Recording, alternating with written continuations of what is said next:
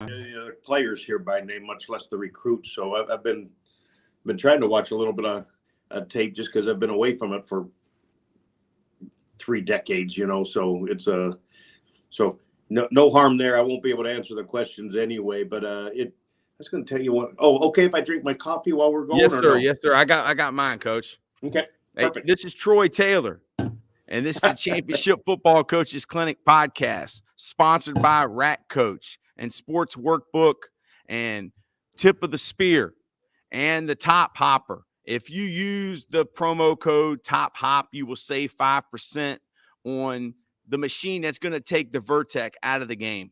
All right, the Vertex falling down, the Top Hop is straight up. I love the Top Hopper, Coach. So, Coach Clyde Christensen, thank you, Steve Saunier, the offensive line coach at West Florida. Coach, for the people that don't know, can you tell us a little bit about yourself, Coach, and where are you from?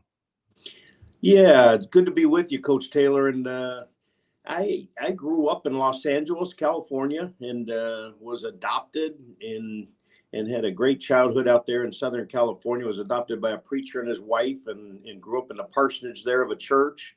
And then I came east to North Carolina to play football and to go to school and to meet my wife and to do a lot of things. But the Lord knew that ahead of time. But I came through a long ways, just never traveled much, and wanted to see the East Coast and wanted to go to a college town. And of course, Chapel Hill fit that bill perfectly, and just had a great experience here. Met my wife here and played a tiny bit, didn't play a ton, was probably just a little bit below the line on as a player, but had a great experience.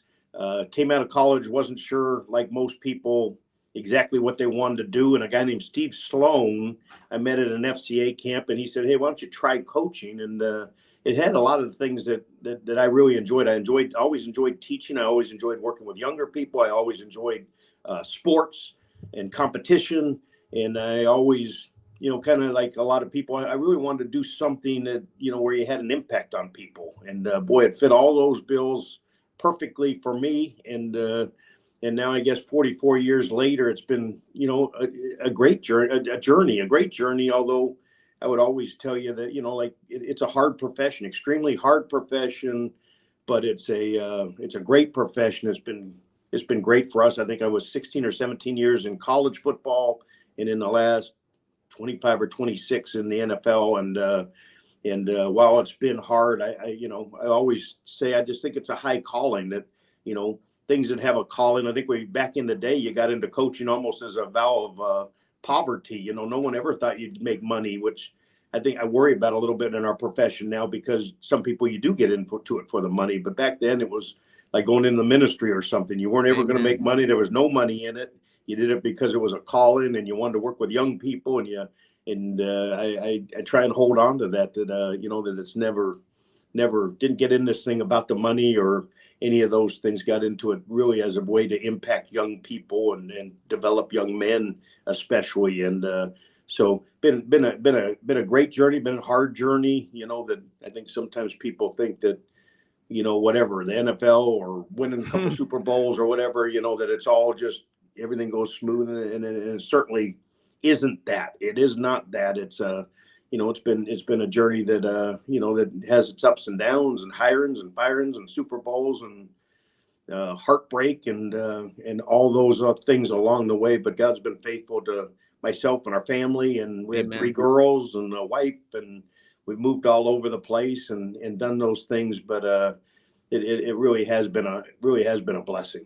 How did you meet Steve from West Florida, Coach? The coach that hooked me up with you. Yeah, I met him through a mutual friend, a guy named Mike Morris, who was the FCA director when I came to the University of North Carolina. And he kind of took me in. Him and a guy named Danny and Ann Lotz in Raleigh took me in, and had read I was a Christian. And boy, I was like a stray dog. I couldn't afford to get back to California and mutt very often. Just my parents couldn't bring me that far. And so I'd spend summers and holidays and everything else and with those 2 families. And then I met Steve through him. And then my family and I have always attended a coach's family camp, FCA Black Mountain camp for coaches and their families. And I don't know that we've missed since 79, maybe. I mean, 40 some plus years. And for me, it was always I always worried about my children and, not having a hometown, not having a place where they were from, that we had moved so much. And that kind of, for me, became the stable in our life, that no matter where we were, we tried to make it to that. And I just kind of felt like the Steve Sauniers of the world, the Christian coaches that came to that thing, they were kind of became the kids' aunts and uncles and cousins, and kind of the every year family reunion, if you will. And we still go to this day. And now I take the grandkids up there. And wow. But it's just been kind of one of the stable things for us, and really a blessing for us, because it did give some stability to our family, where sometimes I just sometimes would feel guilty that, gosh, I've moved the kids around, and I think I think probably the low moment for me was my oldest was getting married, and I remember her just asking me, where do I get married? I'm not from. We were with the Colts at that time. She said, I've never lived in Indianapolis. She went off to college, and where do I get married? And one of the verses we always from the Bible cling to was Psalms 90, verse 1, and Moses just says, "Hey, Lord, you've been our home through these years," and the Lord provided a place, and we had a great wedding, and he just kind of took some of the guilt away, and just kind of had to just sell our family that, hey, this is what Dad's called to do. Yeah. Doesn't mean that it's going to be easy. It doesn't mean it's going to be laid out smoothly, but it's what we're called to do, and we're going to do it and we're going to do it as a family. We're going to do it all together, and we're all going to be in, and we're going to try and make decisions. Though I'm the leader, we were going to try and keep everyone informed, keep the troops informed, if you will, and so that was kind of that was how we ended up. I mean, that's a long answer to your question, but that's how I met Steve Saunier. He was part of that camp. He was part of just kind of this group that we got involved with through FCA. And the only reason I met Steve is because he sent me I was telling you this before we got on air, but Steve sent me a big message on Twitter thanking me for getting Coach McNally on Twitter. So we had Scott Peters on, Coach, the assistant offensive line coach for the Browns, and he said that guys at the Combine were talking about Coach McNally being on Twitter. When did you find out? Did you know that Jim McNally had taken over Twitter? I did not until you told me. No, and the reason I didn't is probably because I'm much like him. I don't know how to. I don't have a Twitter account. I obviously hear all the young people talking about it, but I would be ignorant of it, and so I would be the wrong guy to ask or to even know about him taking over Twitter, because I don't even know what it is. He's got 7,000 followers in 6 weeks. There you go. And he starts tweeting whenever he wakes up, 5 a.m., 3 a.m.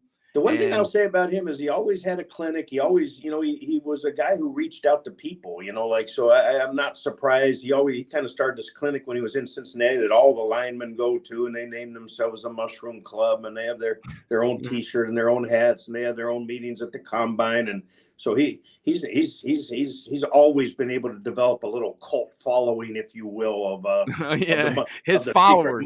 His following, which all of us skill position coaches, kind of laugh at, but they got their own little fraternity going. So I'm not surprised that he's done well on Twitter. Yeah. Steve here, Gookie Eye says, "Amen, Coach. First coaching job, I made $500 for the season." Steve, put in the chat, where do you coach at right now? Okay, so Coach, when you were at UNC, was Lawrence Taylor a player? Lawrence Taylor was my suite mate, believe it or not. That's a little known fact. Hey, Coach, go ahead. There's a reason for that, eyebrows, Coach. But he was a great friend, a great team. He's a loyal teammate and friend. I like above everything. If you said, give me the first thing that jumps out, besides that he's a great football player, I would say he's one of the most loyal guys I know. Man, always a great has compliment. Been, always will be. And but so yeah, I did. I lived with him. We lived communally, if you will. You had a little, and him and his roommate and me and my roommate, we in the bathroom in between, a little common area in between. But so I was here with him. He was a freshman and a sophomore as I was kind of leaving. So he really peaked afterward. He was a little bit of a late late developer. I got he into didn't, an he didn't argument start with as a somebody freshman recently. and sophomore. Yeah, I got into argument. They wanted to know who was the best players ever to come out of Virginia, and I said Lawrence Taylor and Bruce Smith. And someone tried to tell me it wasn't Lawrence Taylor because he was supposed to go to University of Richmond and he wasn't that big of a recruit. And I think Al Groh might have recruited him to UNC. That's right. So that's why I had to ask you, Coach. Yeah, no, he was, and we had really good Virginia players. Famous Amos Lawrence. I don't know if you know that name, but he was in the locker next to me, and I remember he was a really highly recruited guy. Ricky Barden was another one. We had a really lot of Virginia kids, but it'd be hard for me to believe there was a better football player than Lawrence Taylor out there. And I've always said defensively, Reggie White and Lawrence Taylor are the two best that I ever seen. Man, yeah, Coach. Hey, what receivers? I mean, who is the gold standard, Coach? The gold standard in my mind would be obviously Marvin and Reggie because I had them at Indianapolis. Yeah, I'm going to always like put them at the top because I'm prejudiced. But let's take out the guys who I've coached and just say the gold standard for me, there's no comparison. Randy Moss was head and shoulders above everybody. I coached him in his rookie year in the Pro Bowl and went over to Hawaii and he was a rookie. And man, oh man, back there you had to play off coverage and one high, and you had no chance to cover him. And of course, you had great quarterbacks. We had Kurt Warner. That was the year that they had won the Super Bowl and had a great year and beat us in the championship game there in St. Louis, in a best football game I've probably ever been a part of. But I've never seen anybody like him. And of course, they were at Minnesota. I was at Tampa Bay, so we played them twice a year. And the two things I remember are Coach Dungy from Monday till Sunday said, hey, whatever happens, we cannot let this guy behind us. We're going to roll up to him. We're going to play cover two. We cannot let him go over the top of us. And it'd always be in the first quarter of the game. He'd go running past the corner of the safety and the whole team and catch a deep ball. And John Lynch and them would be jumping, and he'd go up over everybody, catch it and just go for an 80-yard touchdown, and Tony would be distraught. Yeah. The whole week, all we did was try, and it'd be the first drive, and he'd go 80 for us over top of the whole defense. That's the one. And then the second one was, I think, in that Pro Bowl game. Every time I'd see him after that, I'd always tease him and say, hey, we got you the MVP of the Pro Bowl, and you never sent anything to us for that. And then he'd always tease and say, yeah, I could have played 3 more years. You guys ran me into the dirt. But everyone, including the quarterbacks and coaches, were so enamored with seeing this young kid firsthand up close.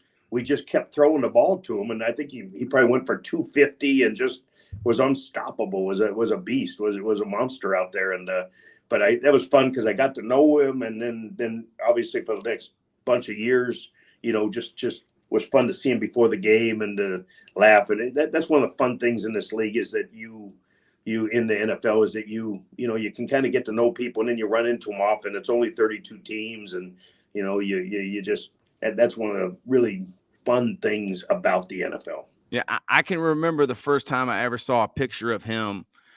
Doug Chapman was the running back, and he went to LC Bird High School, where I'm the head coach and where I played. And it was a picture of him in a magazine our coach had cut out. And in the background was number 88 in his striped black and white, candy cane socks. And I looked at him and I said, what is he? Is he a tight end? Is he a receiver? I had never seen a player like him. And Gunter Brewer told me the same thing. He was so fast and so tall, and he ran with it after he played.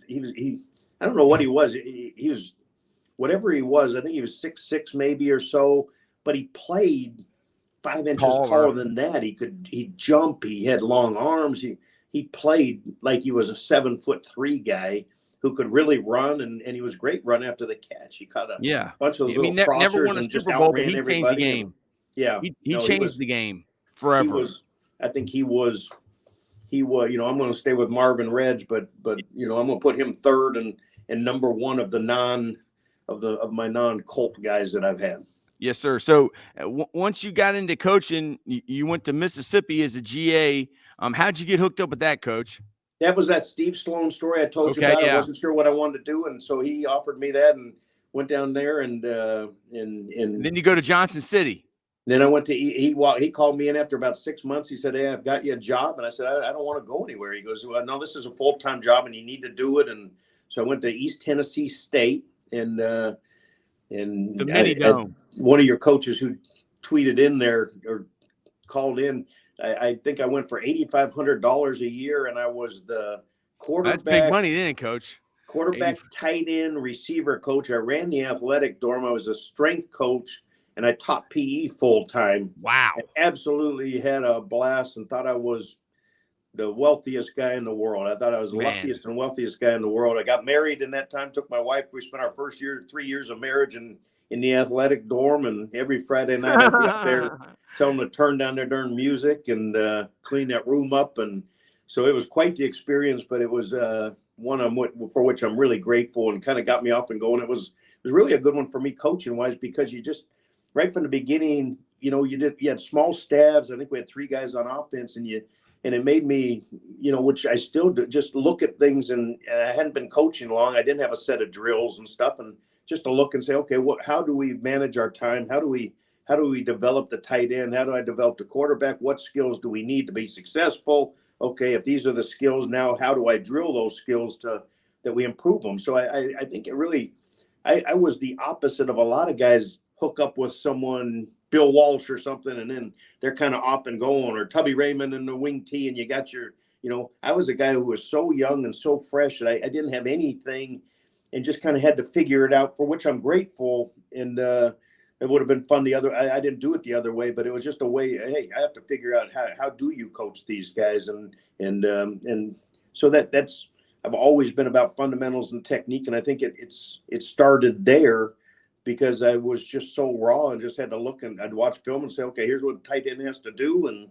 And okay, well, how do I teach them to do that? And how do I drill that? And how do I get them better at it? How do I get them lower? How do I get them coming off the ball?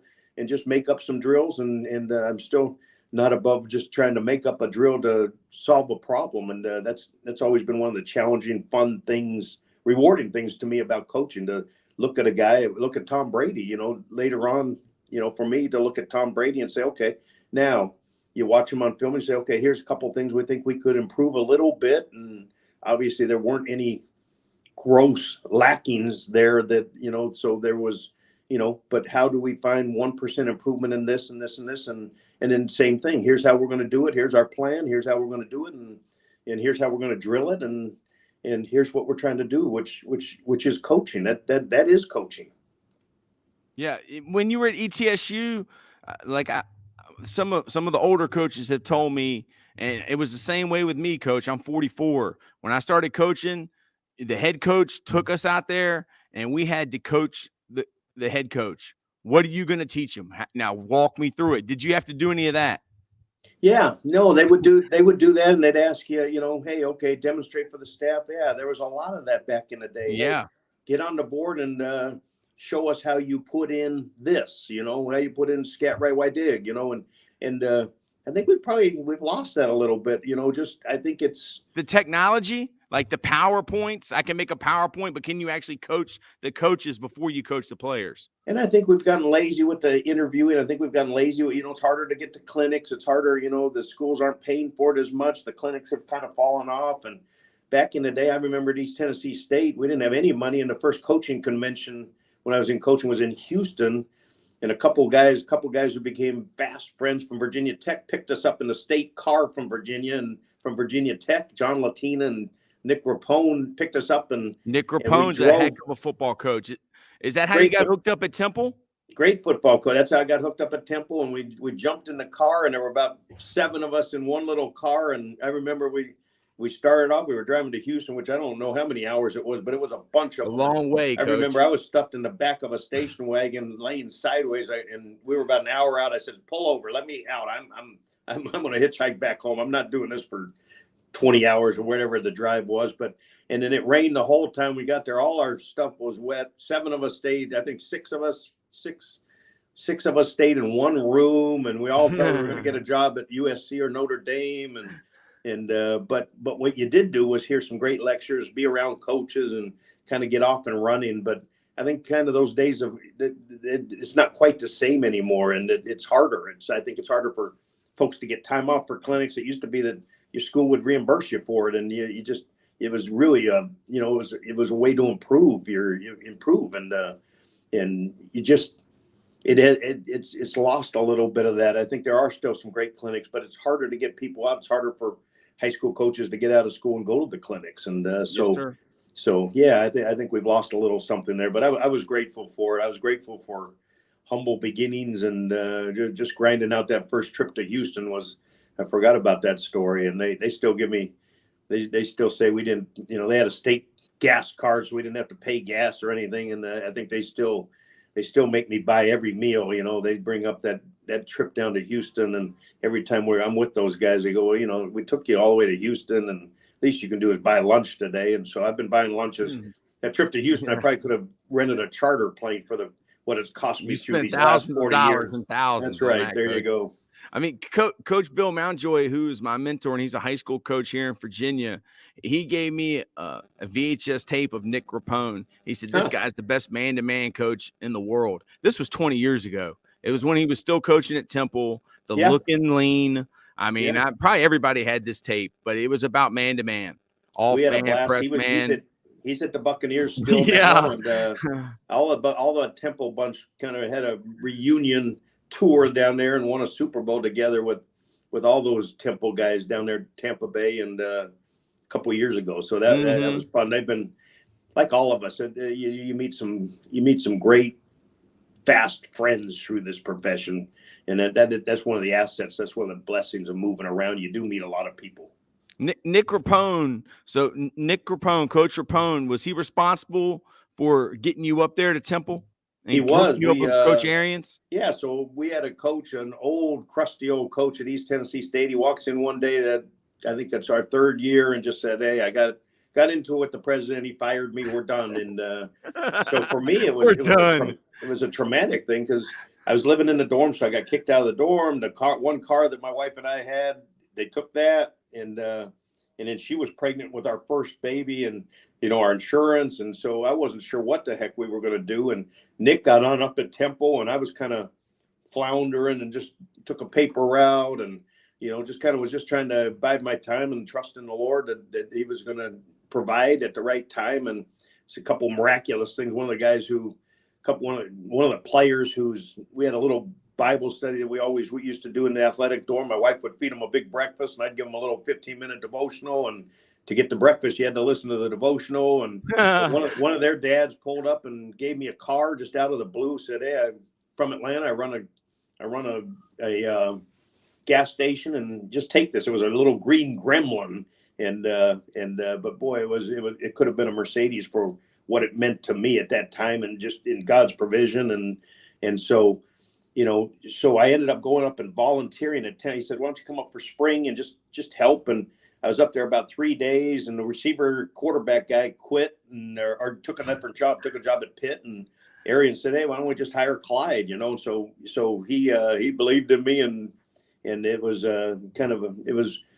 I'm grateful for that, because it was just kind of gave me a feel that God's going to take care of the Christian. God's going to take care of the Christensens. We're going to trust Him on this journey, and He's got us. And that was, I didn't ever fear being fired. I never had a fear of it after that, because I saw God provide in some miraculous ways and some neat ways. And a lot of coaches just live in fear of it. And I just never did. And my faith kind of just kept growing the more He provided. And so I remember those years, that East Tennessee job with as kind of a foundation block for how I was. Yeah, y'all got fired your first job. Thing. Yeah. I mean, there you go. It's going to happen. I mean, and Coach Arians, he has such a crazy story that, I think he was the offensive coordinator at Mississippi State, and Coach Bear Bryant thought he did such a great job that he brought him on to Alabama, and then he took the Temple job, and he was such a young up-and-comer, and he talks about how he was such a micromanager and did everything at Temple and about ran himself into the ground. Can you talk a little bit about that and how Coach Arians was then compared to the Coach Arians at Tampa Bay? Yeah, that's easy, because he is exactly the same. But we were all young. Yeah. I was whatever. I was probably 20. I think Arians was 27. BA was 27 when he got the job at Temple, we were all extremely young. And he was hair on fire. Like he was ripping and roaring and cussing. And I mean, we coached them like we were at Alabama. I'm surprised we didn't have someone die or something bad happen. But man, we coached them hard. Those kids they all bring it up the stories now. But he was amazing for a young guy. But we went after him hard coaching, and he's still exactly the same guy. He is still gonna. He's going to cuss out Tom Brady. He's going to cuss out Lee Saltz, who was our quarterback then. And, Todd Bowles played defensive back for y'all. Todd Bowles was defensive back for us. Kevin Ross, who's the corners coach there at Tampa Bay. Keith Armstrong was a running back. Mm-hmm. We had DePaul Palmer but a bunch of them ended up being coaches and working with us there at Tampa Bay. Man, I got to meet Coach Arians one day. So you've 2 years at Temple, and then you go to East Carolina, Coach, and you're offensive coordinator now. So how did that all occur? What led you to East Carolina? Yeah, it was a chance to get back down toward. My wife was from North Carolina. It was a chance to get back toward the South. It was a little cheaper living. Yeah. And it was just a good opportunity. It was a guy named Art Baker was the coach. I ended up being the coordinator there, and it was trap option back then, and loved Greenville. It was a tough job. It was like Temple that it was you played an unbelievably tough schedule with unbelievably limited resources. You were playing the Big East, weren't they? So they were in the Big East. Temple was in the Big East. East Carolina was independent, so we always had to play Florida State, Miami when those three were anyone. We'd play anyone for money, and had a little window unit air conditioner in the locker room, and we took some beatings, but we did it like Temple. That the team improved. It was a bunch of fun. It was a great coaching situation for me, and we won a few games, and it was a good deal. And then you go to Holy Cross, Coach. What got you to go? I don't even know what state Holy Cross is in, Coach. Holy Cross, I didn't either. It's in Massachusetts, okay. But we end up getting fired at East Carolina, and after 3.5 years, and so I wasn't sure what I was going to do, and I was just making calls around and left a message, and a guy named Mark Nuffner, called back. He said, "Hey, I got your message. I'm interested," and flew me up there. And man, the hardest interview ever, probably about 48 hours, as hard as you could go. Everything from goal line to short yardage to technique to, third and long. And I think he was unique. He really wanted to his right guys on his staff, and then B is I think he used it to learn, that he everyone he interviewed, he was going to get everything, squeeze everything out of them that he possibly could. And really they had a great thing going at Holy Cross. They had won 1 trillion games, and Gordy Lockbaum had been up for the Heisman. They were, I don't know what we went there, but we probably lost 2 games in 2 years maybe. And we were really good program, and Duffner was great to work for, and one of the best college coaches I've ever seen. He was just great with kids. He was great around players, and so how did he compare to BA? Because BA was a younger coach. Yeah, BA was more in your face, and just what you see is what you got, and he was going to coach them hard. Duffner was probably a little more of a motivator, storyteller. Kind of a little more subtle, excellent coach, but just, BA's unique. Anyone who's ever played for BA would tell you that he is just a straight shooter, and I'm going to call it like it is, and wear his feelings on his sleeve. And Duff was probably a little more diplomatic and politically correct maybe. So yeah, but they both were excellent head coaches. BA was a brand new coach. He was young, and it was his first head job. Duffner was a little bit more, had been a head coach, had that program going. The Temple thing I came in on, we were just starting it. It was right from the ground floor up. When I got to Holy Cross, they were roaring already. They were rolling, and I just jumped on board a speeding train, and can't take any credit for what they had built there.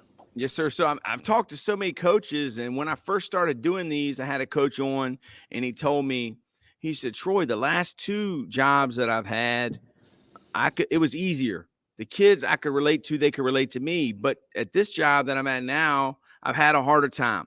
I've had kids tell me that I don't understand them, that I'm trying to change them, or, I don't look like them. I mean, you've coached for a lot of different guys. And the one thing I've heard from pretty much everybody is that the best coaches are genuine. The best coaches are authentic. Can you talk a little bit about that, Coach? Yeah, absolutely. I think that's a incredibly true statement. And as soon as you try, many of us try and be someone else, right? I think a good example, the New England guys who've gone off and tried to be Bill Belichick other places and then failed at it, or, so I really do think you have to be who you are. And I'm not a screamer and a yeller. I'm more of a teacher. And for me to try and do it the other way, and I always, my years with Coach Dungy, there's a guy who doesn't ever raise his voice and yet commands a room. BA's going to raise his voice regularly and he commands a room. So just complete opposites. But I think that the key is for, you are so tied to these players and they're sharp. They're so sharp at all levels that they see through it. If you're phony, if they're trying to be something you're not, if you're trying to impress the head coach, I think a lot of us assistants spend too much time, trying to impress head coaches and trying to impress people rather than just coaching and doing our job. And, so I think they see through that. I think that, again, that would be one of the lessons I'd give at every clinic. You got to be who you are. You get your style. One thing everyone asks the difference. Hey, what's the difference, going to the pros, Tom Brady, they're all the same, right? They want to know, they're looking to see, do you really care about them? Do you really, or is it really for your career? Do you really want to see them be successful? Is that your goal? And I think for a lot of coaches, it probably gets compromised a little bit. And I've always tried to be about, hey, whether it's the third guy or the first guy or the guy down the right, I'm going to try as hard as I can to improve you.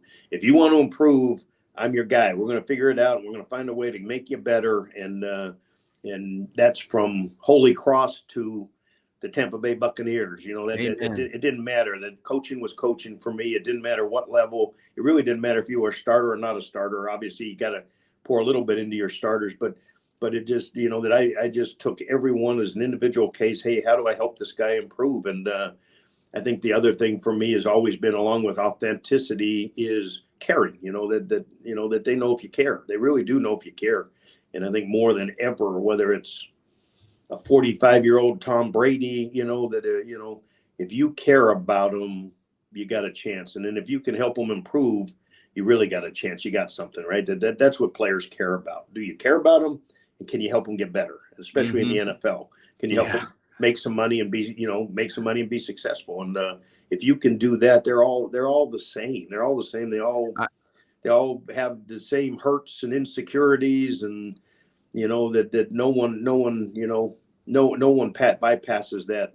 Tom's the best example, who's absolutely a delightful guy, but went through a hard time this year. And it doesn't matter what your bank account looks like. Being a man's being a man, and there's hurt, there's death, there's broken relationships, there's sickness, there's cancer, there's siblings having trouble, it's marriages having trouble. Like we all have the same. And money doesn't solve that. Nothing solves that. And that's where we all love having someone who cares about you and is in your corner. And so that's always been a staple for me, and just being authentic and trying to be who it's easy to be who you are, because that's a lot easier than trying to be something that I'm really not. So that's I've always tried to have an ability to, if I don't know the answer, I don't know the answer. There's some times where you're struggling and we can't convert a third down, and you say, I don't know, we can't block them right now. We just got to hang on. And there's just sometimes when you don't have an answer, and you just say, hey, I don't know the answer. We'll figure it out, but I don't have an answer for you. And so I think that all falls under the authenticity card of caring and being who you are and caring. So. Yeah, Steve's on here, Coach. He left a comment. He said, Coach Christensen is amazing in building relationships. And Steve, it's all because of you that Coach is even on here. So thank you, Steve. Anybody that's watching, Steve, the offensive line coach at West Florida, who's a great coach. And he's already talked about you, Steve. I don't know if you're watching. You probably were. You watch almost all of them. So, Coach, you got a big fan there in Steve. And he's been we have a great friendship. Been a great friendship with him and his family through the years. And he's a great example that he had a son who went through, has gone through some health things that and just to watch the coaches, his fraternity of coaches care about and pray for and support and kind of everything right about coaching, to watch that all happen. And someday Steve will share that story with you, I'm sure. But that's what we do, right? That's what we're in the business of. And I mentioned at the beginning of this thing that I worry a little bit that people are getting into it for different reasons. That's what we got into it for. We were, one for all, for one team, all those things. And that still is what this profession is. It doesn't matter if you're coaching a guy making $25 million or you got the JV volleyball team in high school. It's still about the same things. It's still coaching's coaching. Yes. Somebody came on Twitter and told Coach McNally that he couldn't coach 14-year-old kids. And I told the guy, he's nuts. Yeah, Coach McNally can coach anybody. I don't care who they are. If you're a coach, you're a coach. And guys that are coaching rec ball, they think you're right. Yeah, I believe you're right. And that's, I think we've always been at the forefront, even on these race things that have come up. And that's I always laugh. I always tease that they'll always bring in someone from Harvard to lecture all of us on how to coach black kids and how to handle these race tensions and stuff. And I think probably, Harvard probably should have called coaches and say, hey, you teach us how you do it. I mean, that's what we've done all our lives. That's what sports does. That's the cool thing about sports. And so I've always had a high respect for coaches, just that's what we've done all our lives, and build teams. And, that's one of the things I love about the quarterback position. I always challenge the quarterbacks that, hey, it's the greatest position in the world because you got 10 guys all looking at you, and you have a couple guys who flunked out of junior high school and never got their high school diploma. You got some valedictorians. You got a couple Harvard graduates. You got black, white, brown, yellow. Mm-hmm. You got everything in the huddle, and somehow you got to take that bunch, make them all believe that you're going to lead them down the field. And that's why I love the quarterback position. And it takes everything in your being to, you got people who came from money, you got poor people, you got people with big egos, you got people who are team, and that's coaching. And then the quarterback has to do it out there on the field in the same way that somehow he has to get everyone to off-season workouts, everyone to come together and move the thing down the field. And that's where Brady was so elite as a leader, that he could do that. And I think that's one of the big things that we do with our jobs. Yes, sir. So you left Holy Cross and went to South Carolina, Coach. How did that all go down? And what was that experience like? Yeah. So if you're going school by school, you're going down the list, have Coach. To take a nap or two before we get to the end of this thing. But yeah, same thing. I kind of, I always kind of, get moved north, and I'd always try and get back down south. I kind of wanted to get closer to my wife's family and warmer weather. And I loved the South, and I loved, I kind of like the warmer weather. So I got the chance to go down with Sparky Woods to South Carolina. I went down there and just stayed a year, and then Duffner became the head coach at Maryland. So I went back up to Maryland with him. So I'm kind of a north-south, freeze my tail off you're in the California north, coach guy, some but it seems football, like get you've been down, on the get East thawed Coast. out. Get thawed out in the South, go back up north, coach some foot, come back down, gets thawed out. So I stayed at South Carolina for 1 year. It was, like all experiences, a great experience. They love their football there. It's a football state, and they don't have a bunch of they don't have pro sports there. They love college. And so South Carolina ended up going to Clemson later on in that journey. And the same thing, that if you're a college football coach, it's hard to beat South Carolina. It's kind of like Alabama, that it's. Yeah, my girlfriend's from Rock Hill, Coach. Football. Yeah, she's from Rock Hill. She went to Northwestern? And they're in Rock Hill, mm-hmm. and South Point. And you're right. They don't get no better. So then that was good. I stayed only 1 year, and then Duffner got that job at Maryland, and I went back with him and coached his quarterbacks. And I've loved Mark. I love Mark Duffner. I've always loved him, and just thought he was great. He ended up becoming an NFL coach, and I feel like college football, we lost something in college football because I think that's what he was really great at. He was great with college kids. He was a great head football coach. Some guys aren't great head football coaches. They may be great line coaches or great quarterback coaches, but Mark Duffner was a great head football coach. Great. Yes, sir. And then you go to Clemson. Who was the head coach at Clemson when you went there, Coach? The offensive named coordinator. Tommy West was the head coach there.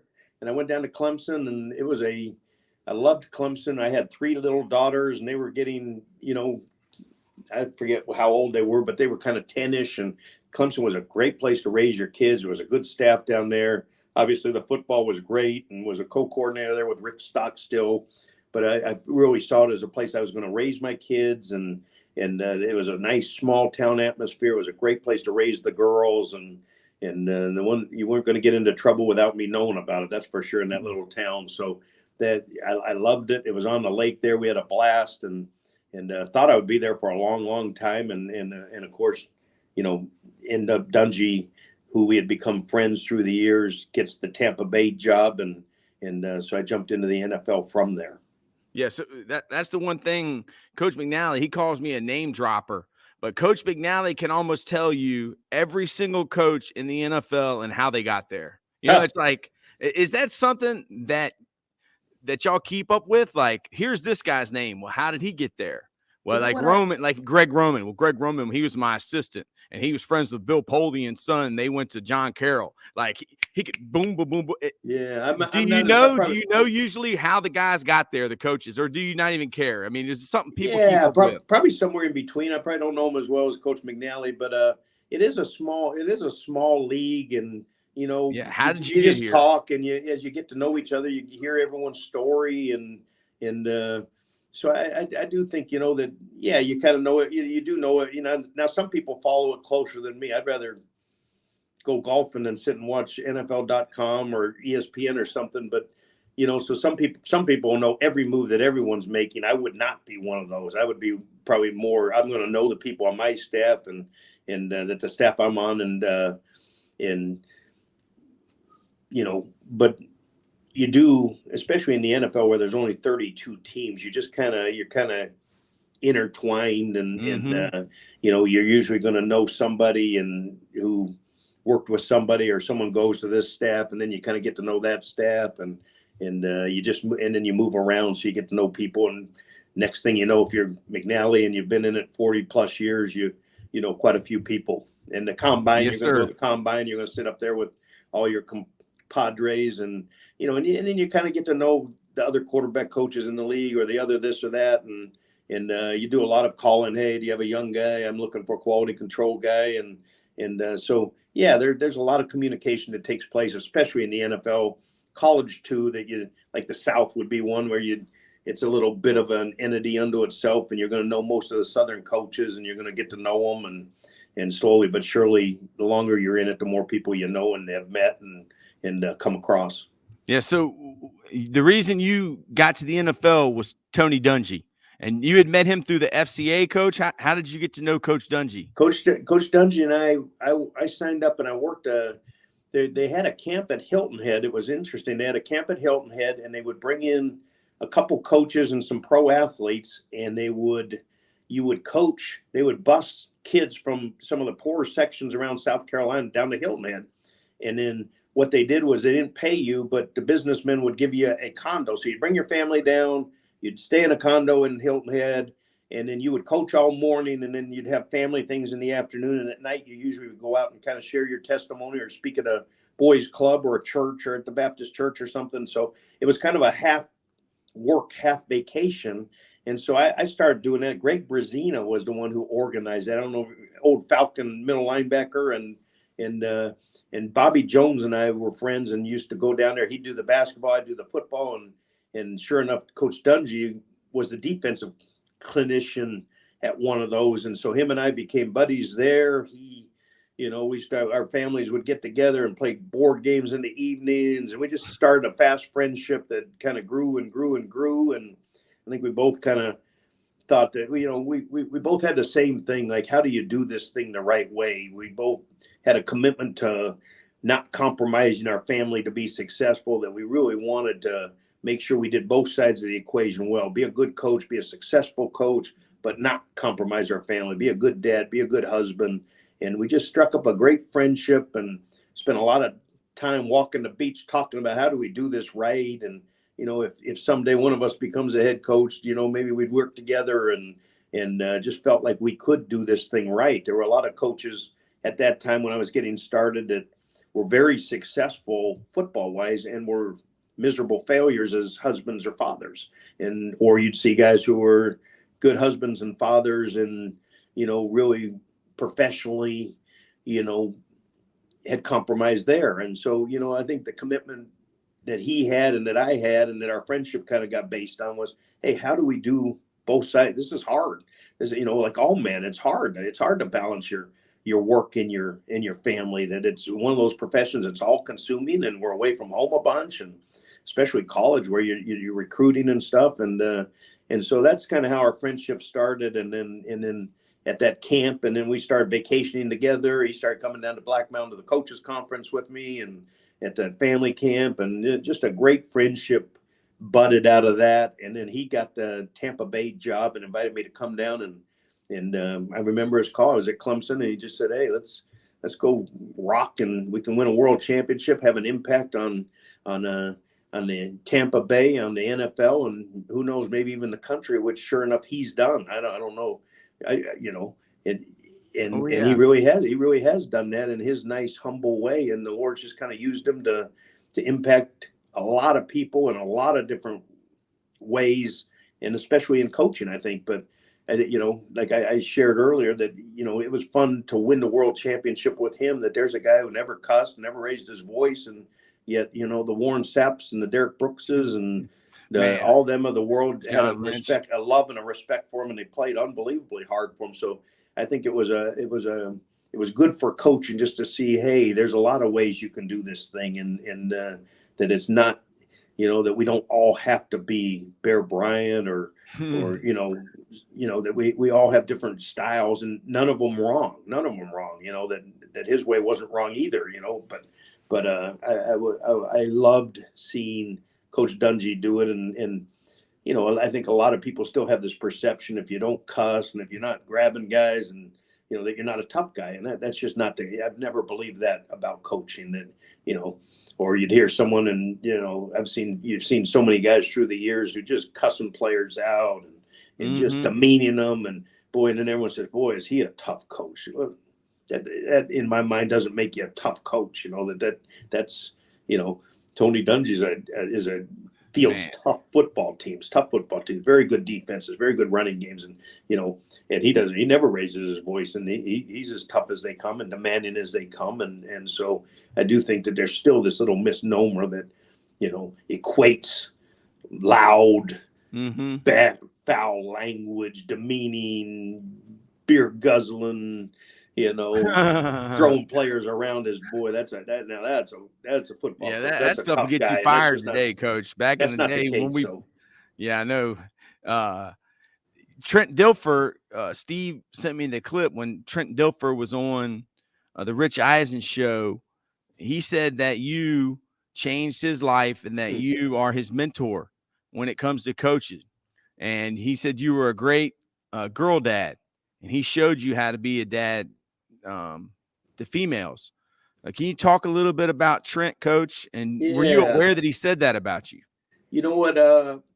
He's always been over generous, but he was a blast. He was my first quarterback when I got into the NFL, and of course Tampa Bay was in the orange uniforms, and we were terrible. And quarterback caught a bunch of pressure from that, and I know there wasn't a quarterback alive who could have led that first bunch very far, but so we went through some stuff and just trying to and laid a foundation, really turned that thing around there at Tampa.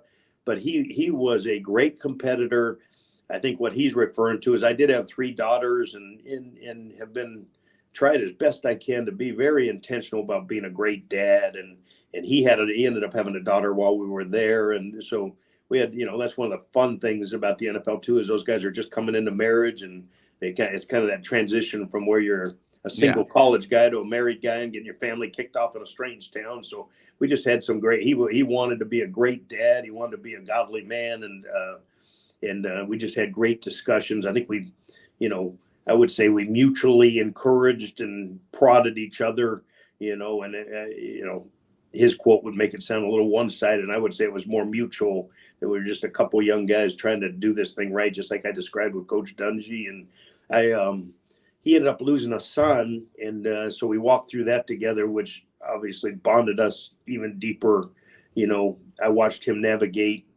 I watched him go through a heartbreaking, as heartbreaking as anything I've ever seen. Just in the Lord bringing a 5-year-old son up to heaven, and but down here having to suffer through that, and just I watched him. I'll forever love and respect how he navigated his family through that, and we all went out to Stanford Hospital there and pitched in and just prayed and worked and just thought that something, there was going to be a miracle, and there wasn't in this case. That the miracle was that he went on to be with the Lord, but that it was, that just to watch a dad just heartbroken, but still having, a lot like coaches. I never even knew that. But you still have to lead. You still have a family looking at you.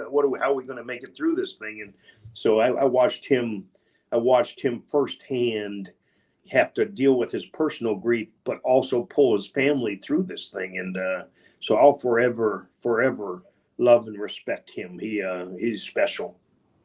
And I think by the way, I think he's going to do a great job at UAB. He did at that high school. I'm convinced. He won in high school. Yeah. He had the best quarterback, the quarterback 11. I think that was his, wasn't it, Coach? Yeah. He's a neat guy. He's one of those guys always there's a lot of these guys who, I call them coach bashers. It's not really true in the truest sense, but he would always, I'm never going to be a coach. Like, I'm not going to be a coach. And there's probably been 25 guys who, Reggie Wayne, I'm not going to be a coach. And then, next thing you know, they love coaching, and Trent loves it. Like, Trent absolutely loves it. I listened to him. I could hear it in his voice. Yeah. He's one of those guys with that personality. Whatever he does, it's and he was a great player. Pedal to the metal. Fresno State, he was a great player. Pro Bowl player, helped us turn the thing there at Tampa Bay around, and great player, high draft pick, but man, has he got a passion for coaching now and an energy, and so I think he's off and running. I'm not surprised. We practiced when we played in Nashville. We practiced at his high school with the Buccaneers 2 years ago, I guess, and so I got to tour firsthand and see him at work, and it was really fun to watch, and he does a great job. And someone called me about him at UAB, and I said he would be great. He's the perfect guy for someone who is going to take something. He's going to do a great job there and throw everything he has in the thing. He rallies people. He has a great ability to kind of be the underdog and raise money and do things that maybe everyone else said can't be done. That doesn't faze him. Like, he's always been kind of, hey, I bet on myself and we'll get this thing done. And so I think it'll be fun to watch him. He's going to do a great job there. When you were at the Buccaneers, Coach, Mike Tomlin was an assistant coach, and he's from Virginia, and he's never had a losing season in the NFL. Did you see that in him when he was an assistant at Tampa Bay, Coach? Good story. We lost Herm Edwards. Yeah, Herm Edwards ended up getting the Jets head job, and Monty Kiffin and Tony said, hey, we'd like to get a young college guy. And I was the youngest guy out of college, had the college connections. And so I remember I called a guy named Amos Jones, and he said, hey, there's a guy at University of Cincinnati. This guy is with us at University of Cincinnati, and this guy is special. So I researched it, took it back to Tony and Monty and said, there's a guy named Mike Tomlin. He's at University of Cincinnati. They said he is young, sharp, and really going to be good. Brought him in, they interviewed him and hired him on the spot, and he was off and running. So yeah, that was kind of a neat one that he made a great impression. I think same thing. He was just really a good football coach and a good man at both sides of the equation, and you could tell had a way with communicating with the players. We had a bunch of the Steelers, Larry Foote, and some of those guys who were on our Tampa Bay staff, and Byron Leftwich played for him, and man, those guys, they loved him. And so that's kind of neat. But he was a young guy from University of Cincinnati, and he joined us at Tampa Bay and knocked it out of the park. And you knew he was going to be successful, whatever he did. Yes, sir. And he went to William and Mary, and I think Sean McDermott, both of him, they both played there, and then they both coached at VMI, I believe, too.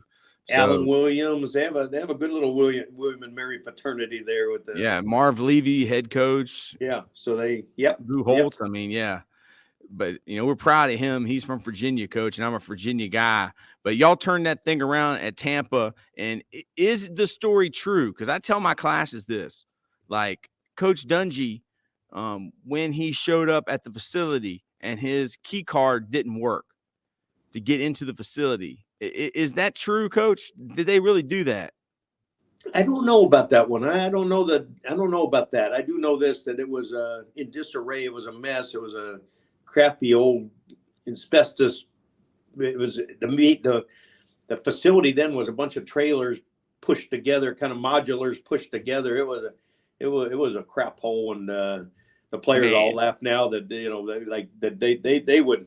Typical players, they said, that's what made us tough. I don't know if it's what made us tougher, or hungrier, or whatever, but I do know this: we didn't have much when we started there, and so that was fun. Like the John Lynches and the Rondy Barbers, and a bunch of them have now become Hall of Famers, but it wasn't because of facilities and fancy things or anything like that. We were right on the runway of the Tampa airport. Those planes would take off, and all that fuel would fall down on top of us. You couldn't hear a thing. You had to just stop practice. You couldn't talk when those things were taking off. And so some great stories at that old facility. So I would say that probably was true. Yeah. So Coach got let go by Tampa Bay, and I'm pretty sure Jim Irsay and whoever else, there was a bidding war.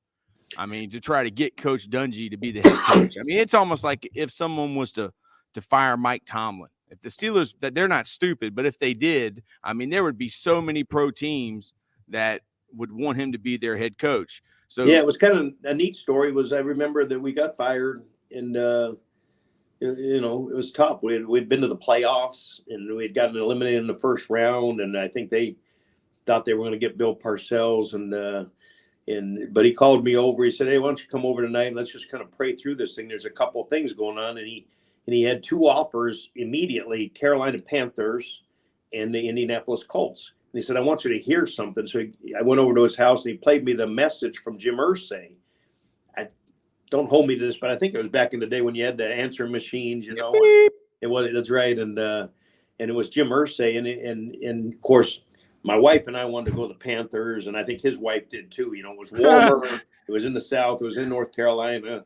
And he goes, "I don't know. I just think there's something about this thing at Indy that maybe we're supposed to do it." Now, they did have Peyton Manning. That was part of it. But Jim Irsay's message, I remember it to this day, said something like, "Hey, I want your impact on this city and on this on this franchise." And he said, "I don't care what it costs. I want you here. You're exactly." And it was Jim Irsay. It wasn't Bill Polian. It wasn't it was the owner. And I think that struck him right from the beginning that he really had a vision of how he wanted that franchise to be kind of a beacon and have an impact on that community and on the people there of Indiana. And sure enough, it ended up working out just that way. But and I think if it was my wife and his wife and me, I think it was 3-1. We three voted for going to the Panthers, and he was dead set. Hey, I really think we're supposed to go up to Indianapolis and do this thing. And Amen. Sure enough, the next day took the job really soon after took the job at Indianapolis, and off we went. And I mean, to have Peyton Manning and be able to coach him. But the first time I remember hearing about you, Coach, I think you spoke at the UNC clinic, and you were talking about running slants for about 2 hours, and it was about 5 different ways that you went over it. I mean, and you was teaching like what Marvin Harrison did, and I still remember that, Coach. I think it was when Butch Davis was the head coach. I could be wrong, but I was just so impressed with you. I was like, wow. And I told somebody, I was like, whenever you get a chance to hear an NFL guy speak, because the NFL guys, they don't do a lot of clinics. You need to listen to them because they're there for a reason. And it's just I mean, you probably don't even remember that, Coach, but I mean, the Yeah. coaches that was on that staff, I mean, Howard Mudd, Tom Moore. I Yeah. mean, it's some goats. Yeah. No, You talk about those guys, Coach. yeah, it was really an experienced staff. It kind of, Tom Moore had recruited Tony at University of Minnesota, and he was there. They had the offense in place. So we went up there and they kind of had that offense in place. Howard Mudd was an iconic line coach who's since passed away. Tom Moore still doing it at 83 down in Tampa Bay, and so yeah, we really had a good staff. And Tony is an interesting guy because he hired teachers. Like Tony knew what he wanted. Like as long as he'd been in the NFL, and when he came to Tampa, he hired a bunch of college guys. He hired me from Clemson and Rod Marinelli from Southern Cal, and so he hired Tomlin from University of Cincinnati. So he didn't go the conventional way. He knew what he wanted. He wanted people who cared about other people, that could fit into a team, and wanted to be teachers. And so he always did he always hired kind of non-conventionally, that it wasn't by reputation as much. But there he inherited two iconic guys, and he mixed in bunch of us young guys, and it was really, really a good staff. And then of course, at that point, Peyton was just getting going, and I like to remind him that he hadn't won a playoff game before we got there. So if I have to defend myself every once in a while with him, that I'll have to remind him of that. But it just took off. Those were great years, and man, that thing. I think the first year we made it to the playoffs and got beat up in New York Jets by 35-0 in the first playoff game or something, got waxed. And then the next year we came back and won a couple more. And that's Tony's style. Tony kind of builds the thing slow and right, without, he's not going big free agent, trying to just turn it in one night and it be temporary. And that goes the same thing at Tampa Bay, that it was just I think one of the things if you studied him, you would see he just does it slowly through the draft, through the right kind of people, through the right way, and both places turned slow but sure, and that's what happened there also. And of course, we ended up with a great quarterback, one of the best of all time, and that certainly speeds it up and makes it easier. And then but I believe whatever he does, that's him. He just does it methodically, and it's going to be sound, and that's how he approaches everything, his life, his Christian life, his family, and building a franchise. So that's kind of what he did there, and slowly but surely. And then I don't know which year it was, but we finally did get to the championship game and beat New England there, and a great one at home, and won a Super Bowl, which was fabulous for me, because that probably would have been one of my goals, just to see him hoist that thing, just everything he stands for, and to hit the pinnacle. As I told you earlier in the podcast, that was important for me, just in the sense of, for him to be such a unique style of coach and to be successful was a big statement to me for our profession. What did you learn from working with Peyton Manning? Yeah, that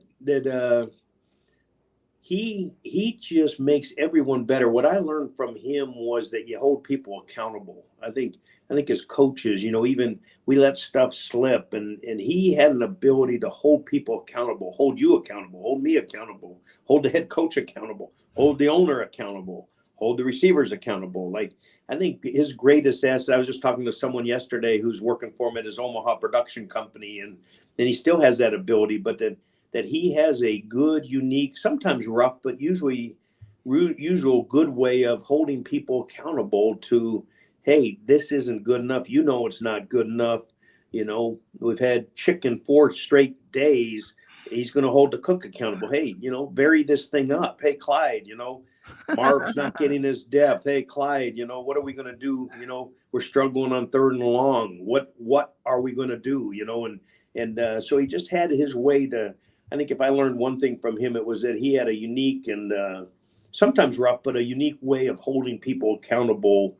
And I think he's still that way. That's just in his personality, and everything he does, that, you're not going to see anything. I always tell people, you're not going to see anything with his name on it that's not done pretty darn well, because he's not going to allow it. It's not going to happen. He's going to hold people accountable to, I was hearing those Omaha stories from those guys who work at Omaha, and I go, you think you're going to surprise me with a story about him, you're not. You know, I've watched it. That's how he works. And, you know, whether it's his playbook he'll send me plays, you know, little section of playbook for his 11-year-old son's flag football team.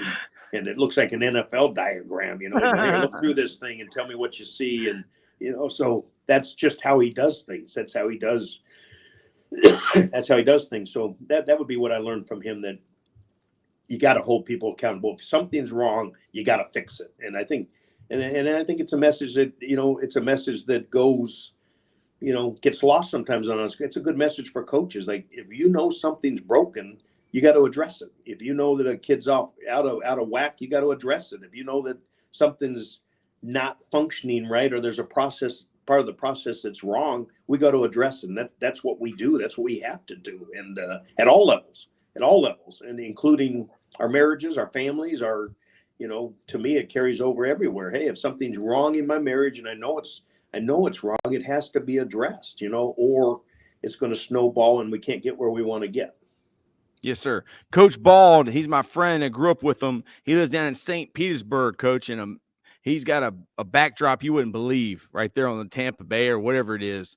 A great podcast. Thank you, Coach, for the magical 2020-21 championship you brought to Tampa. I was so blessed to be in the stadium for that game.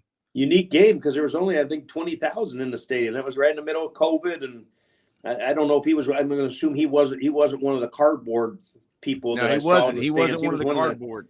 He was one of the. He was in between. Mm-hmm. They mixed in a bunch of cardboard people and a bunch of real people. So I'm glad he was there. That was a pretty unique to win a Super Bowl at your home stadium. Was pretty. Man, that was something pretty special. Yeah.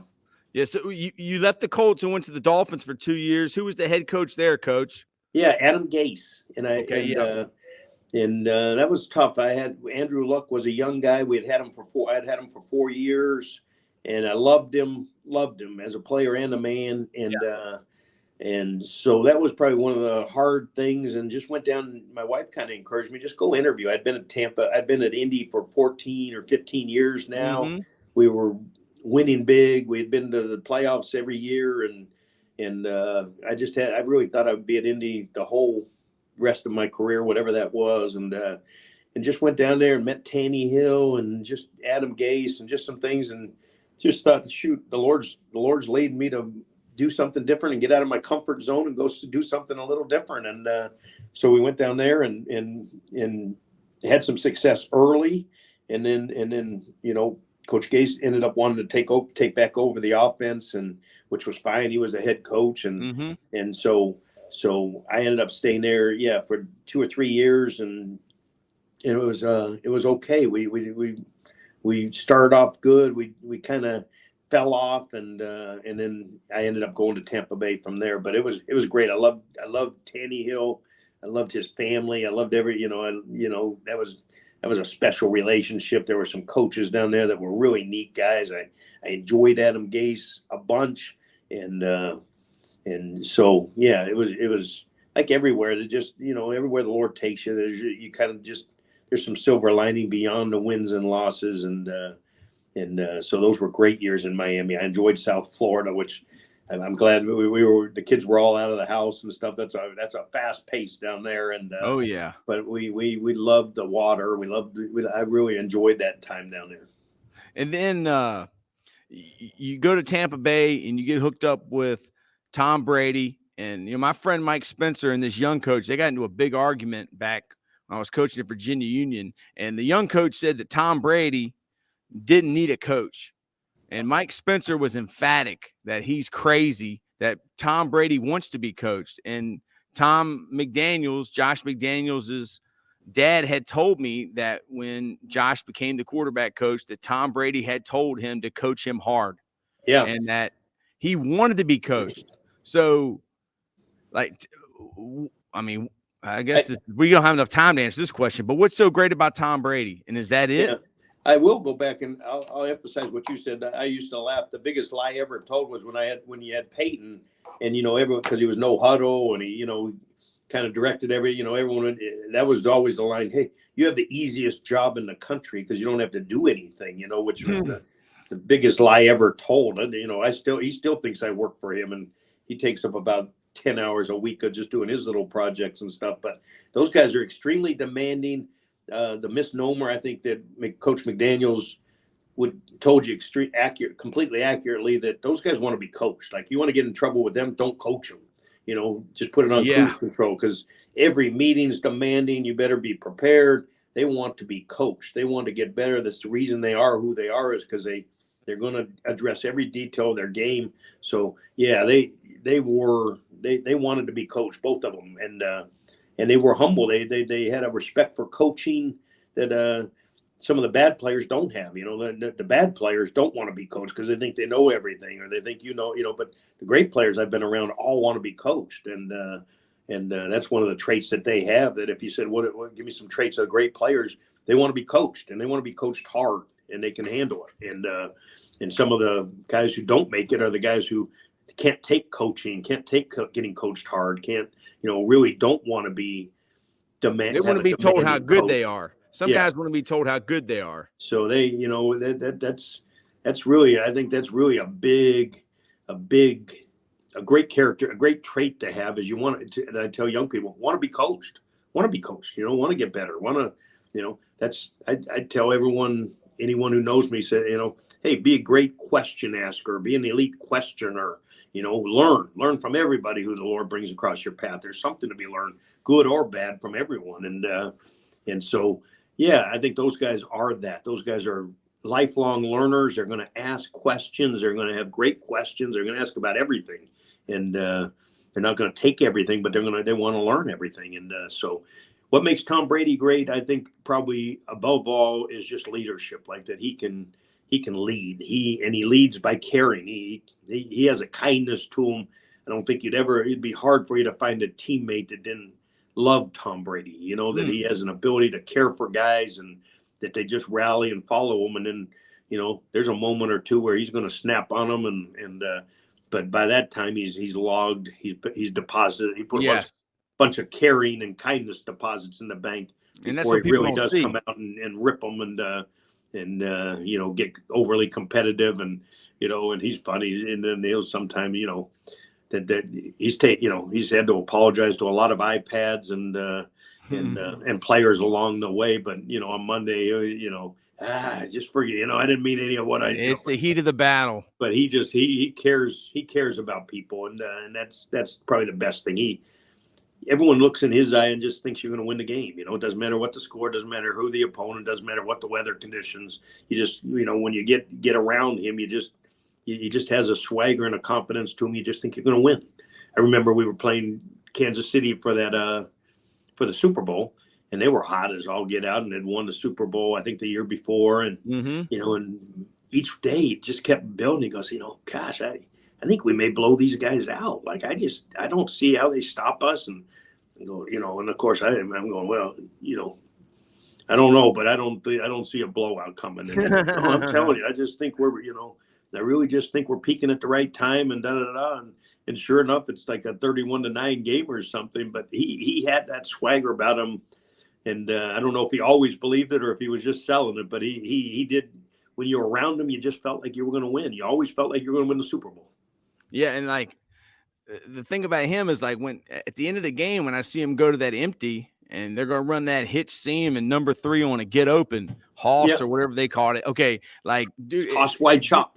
He's doing what he can do, and you're not going to be able to stop it, because what play's coming. I'm a high school coach in Richmond, Virginia, and I know it's coming, and you can't stop it because he's just doing what he knows. And it's the same way with Peyton Manning. Y'all were in that 2x2 or 3x1, and y'all were great at running slants. Probably the great. I mean, I think Steve Spurrier might be the greatest curl coach of all time, but y'all were the best at slants. There you go. Yeah. But man, it's like Tom Brady did what he did better than the other team, and you can't stop it. And you know what's coming. So talk a little bit about him in the pocket, because we talked about that before. Yeah, the two differences between those two guys in the pocket. No, they're very similar. They had different styles, but they both were elite pocket guys. They just had a feel like if you whiffed on the 3 technique, they had a savant clock that they knew, okay, I have 1.93 seconds to throw this, and they could hold it to 1.92, and then they were going to throw it away, or if someone got open, they were going to throw it to them. But they just, every year, for both of them being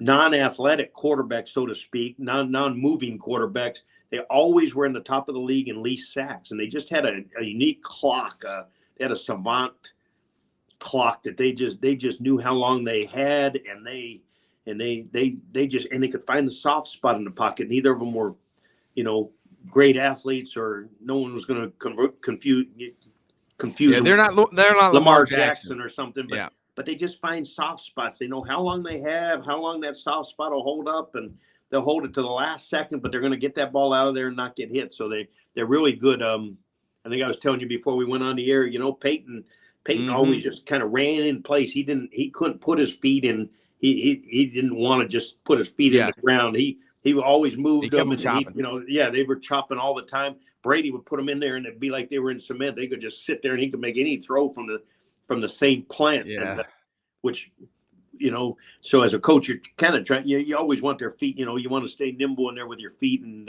get lined up. But he just had so much talent with his arm that he didn't have to, and they got by with it. But both of them were amazing that they always were. Every line coach that they had, Howard Mudd, always used to think that it was him, and the line coaches think it's them, that the protection's so great. But those two guys had just great clocks, and I laughed because Howard ended up going up and I think having Michael Vick up at Philadelphia, and they ended up setting the NFL record for most sacks. So I just think that that the Mushroom Society, which we've talked about, I think sometimes it goes to the quarterback too. That quarterback's getting that ball out of there is really important, and I love to tease the line coaches about that exact thing. But they both had they both every year. If you went back and looked, every year they're going to be in the top 5 in least sacks, which nothing would say that because defense knows where they're going to be, and they're not moving off their spot very far.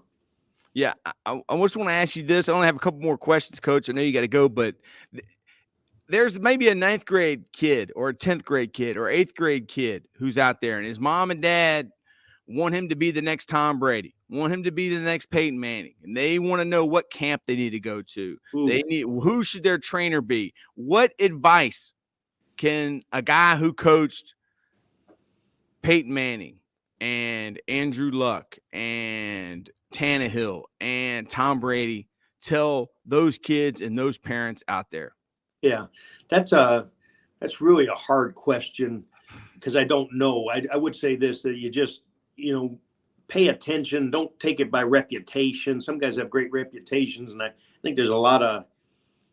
What should they focus on? Is it technique and fundamentals? Does it make common sense to them? Is the kid getting better? Is he getting some individual attention?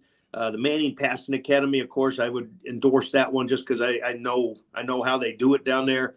But it's kind of like if you ask me who do you hire as an agent, right? There's some good ones and there's some hucksters, and there's a lot in between, and finding the right one, like I always, I'd love to find a golf guy who, teach you to be Tiger Woods. Yeah. Well, just who, maybe doesn't have just a canned presentation that, I'm kind of short and squatty, and don't give me the same swing as a 6'6" skinny guy, but, and I think that's kind of the case with quarterbacks, that there's a lot of people who are doing a disservice, and then there's some really great ones, and then there's a bunch in between. And I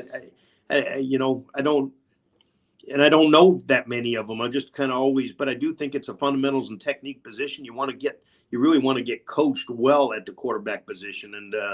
And so just being careful and finding the right guy. Listen, don't just, just because they said, hey, I had 2-3 guys who went into the NFL doesn't make you a good quarterback coach, that they might've been going in the NFL anyway. And, so I think that's, and I'd start with who the coach you have, especially like high school, listening to the coach you have. Everyone kind of now is going out and getting their own specialists, and sometimes your coach is right there. So that's a hard one. I think that's really hard. I don't have a clean answer for you on that one. I wish I did. Yeah, I always tell them, make good grades. Focus on your grades, focus on working hard, focus on being a good teammate.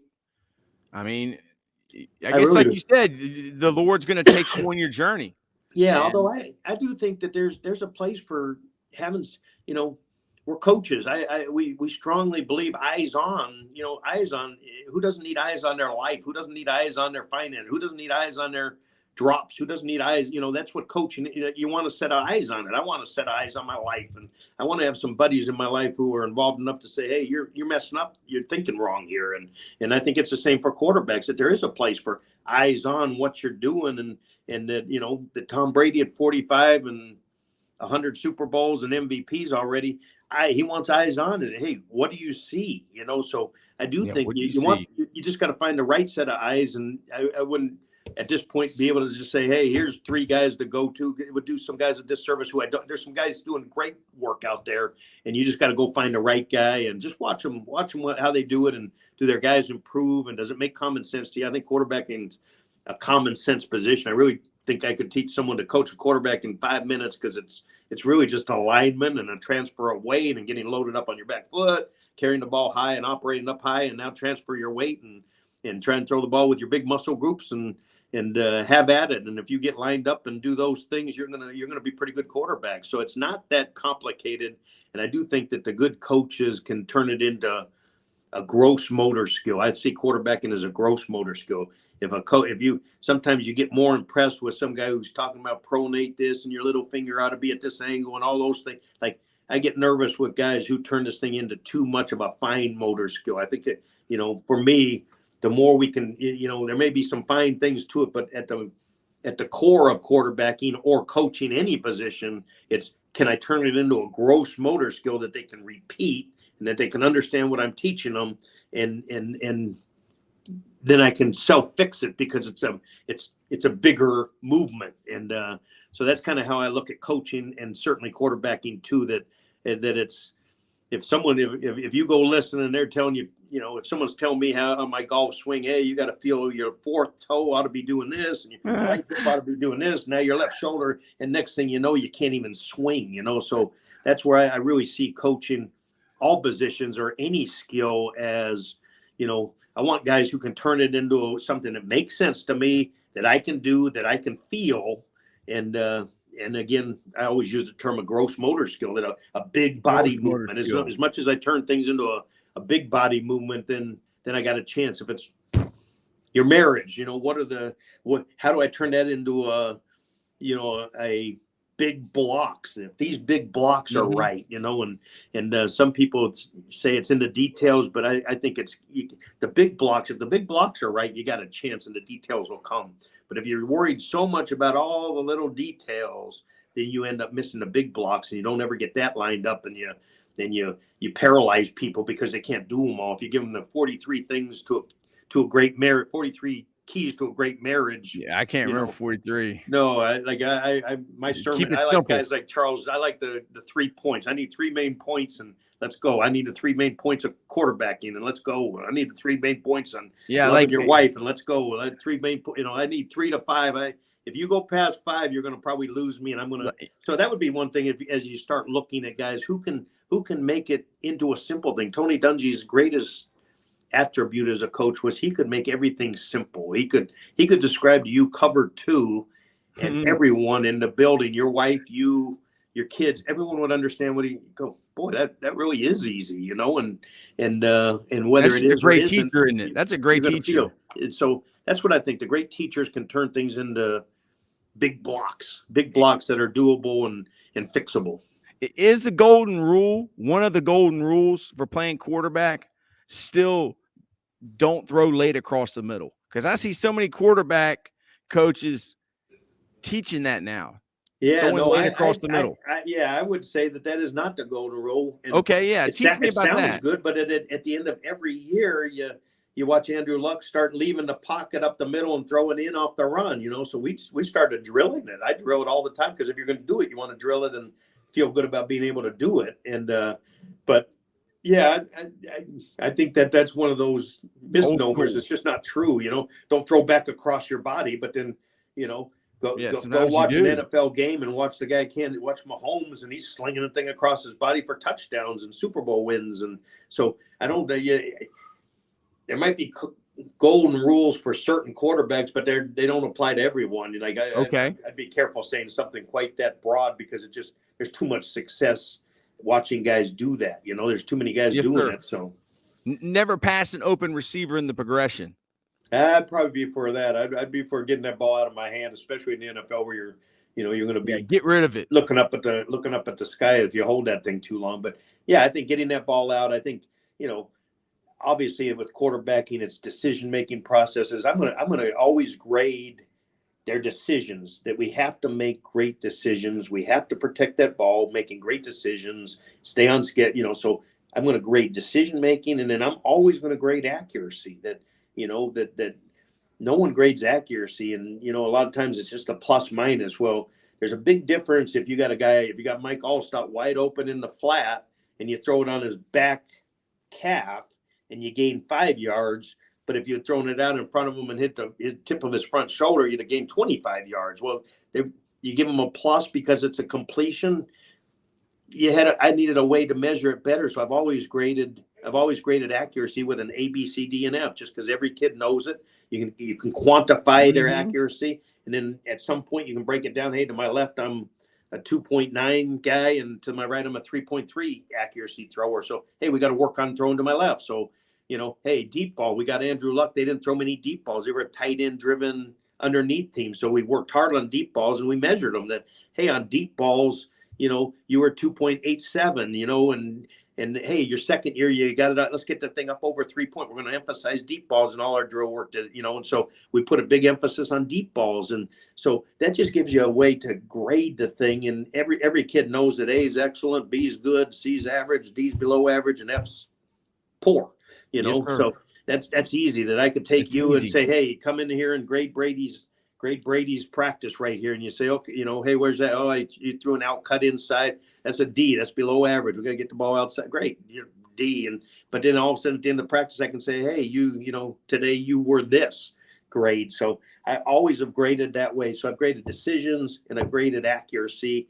And then I always wanted the third thing I would always check would be your big plays to critical errors. And I always wanted that to be 3 or 4 to 1. So if you have a quarterback who makes 5 big plays a game, but he makes 5 critical errors a game, you're going to have trouble winning with that guy. Like that ratio needs to be 2 or 3 to 1. That for every 2 critical errors, you better make 6 big plays, 6, and more accurately, you really want to cut down those critical errors. And now the big plays, you made 4 big plays and you had 1 ball tipped and intercepted, which I wouldn't give you a critical error for that because it got tipped. But, you want a ratio. So I want to measure decisions. Does he make good decisions? Does he throw the ball accurately? And then quantify that. And then what's his big play to critical error ratio? And because that has to be a plus, or you're going to have trouble winning games.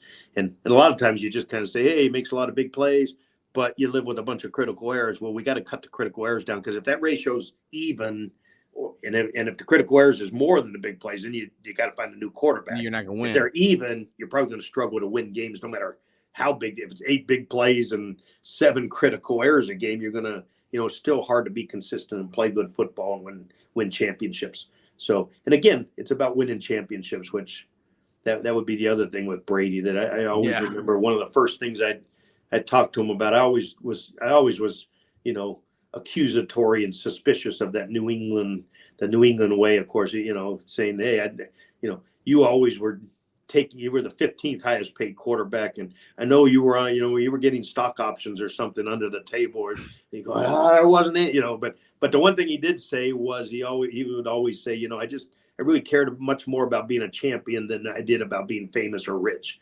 He said, now, I didn't want to make money, but he said, I want to be a champion. He said, I just knew if I was a champion, the rest would take care of itself. And I think that was a monster statement, maybe the first meeting I ever had with him. And he just said, just always has meant more to me to, I don't care how many, if we could run it 50 times and throw it 10 times, he said, I want to be a champion, I just want to be a champion. That's what mattered to him. And that bore out the 3 years that I had him, that he didn't care about stats. Could care less about stats, could care less about that stuff. And wasn't overly, he didn't have to be the highest paid guy. Like he cared about winning. He cared about winning championships. And how do we do that? So I think that's I love that statement when he made that. That hit me unbelievable. That here's a guy who really does care about winning more than he cares about all the other things. So, Coach, last question: what brings you back to North Carolina? Yeah. And is there anything else that you would like to say to the clinic before we sign off? Yeah. The first question, what brings me back, was my wife has two parents who are getting up there. Her dad's 97 and her mom is not far behind, and they're both alive. And she's kind of made all these sacrifices for 44 years in coaching. And it was just time for me to get her. She really had a heart to care for her parents and whatever the Lord gave them in years left. So we were coming back to North Carolina and getting her near her parents. And it was just time to do that. It was a good time to do that. And so we were going to do that. And then Coach Brown called and said, why don't you guys come over and have lunch with me? And he said, hey, let's see if we can work something out. So I'm helping through spring here at North Carolina at University. And it's my school. I love this place. It's close by my grandkids. It's close by Deb's parents. And so I think that it'll be a win-win. I don't know if we'll do it 24/7, 52 weeks a year, but at some level, I'm going to stay involved with this thing for this year. We're going to get my wife near her parents, and I think it's going to be a great year, unique year, a little bit scary for me because I've done the same thing for so many years, and it's new. And, you kind of looking like all of us, you look and you go, hey, if you take coach out from one in front of my name, who am I? Like, there's a little bit of a insecurity and